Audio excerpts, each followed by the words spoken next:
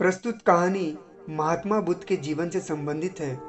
कहानी के माध्यम से हमें यह शिक्षा दी गई है कि हमें घबरा कर या हार कर किसी कार्य को छोड़ना नहीं चाहिए, बल्कि उसे पूरा करने के लिए हमें निरंतर प्रयास करते रहना चाहिए। दोस्तों, यह कहानी महात्मा बुद्ध और एक छोटी गिलहरी की है। बहुत समय पहले की बात है।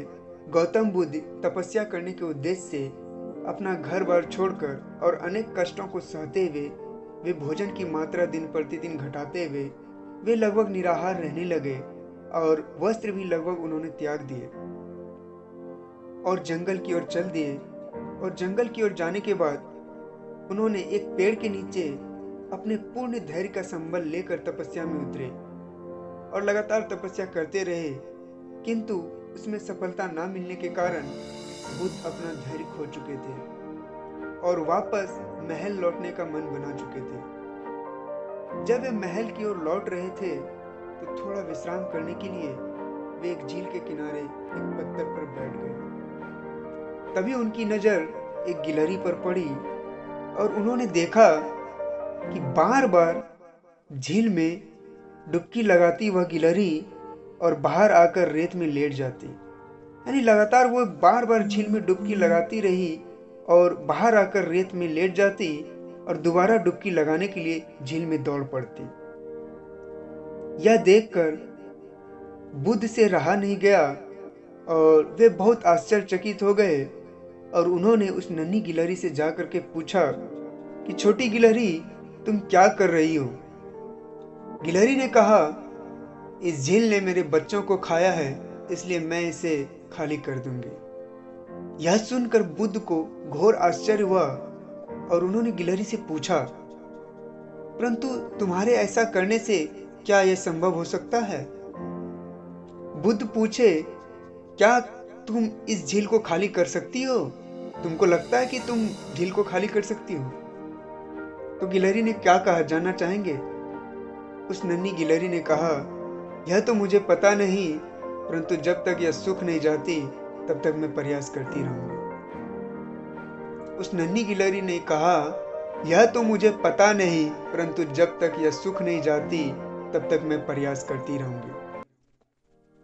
गौतम बुद्ध गिलहरी की बातें सुनकर बहुत ही आश्चर्य हुआ और उनको गुस्सा सा आ गया और उन्होंने उत्सुकता पूर्वक बोले कि इस जन्म में तो तुमसे यह संभव नहीं हो सकेगा।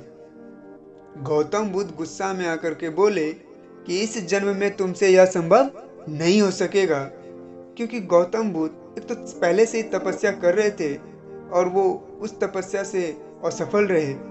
पहले से वो गुस्सा में थे, जिनकी वजह से गिलहरी की बातें सुनकर इनको और ज्यादा गुस्सा आ गया और ये गुस्से में बोल दिए कि तुमसे यह संभव नहीं हो सकेगा, तुम ये नहीं कर सकती हो। यह सुनकर गिलहरी बोली, जानना चाहेंगे क्या बोली?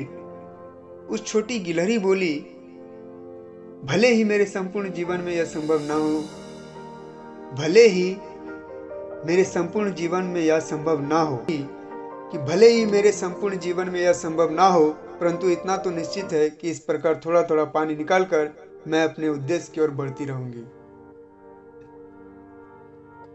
गिलहरी की बातें बुद्ध के हृदय में घर कर गई और उन्हें यह बात समझ में आ गई।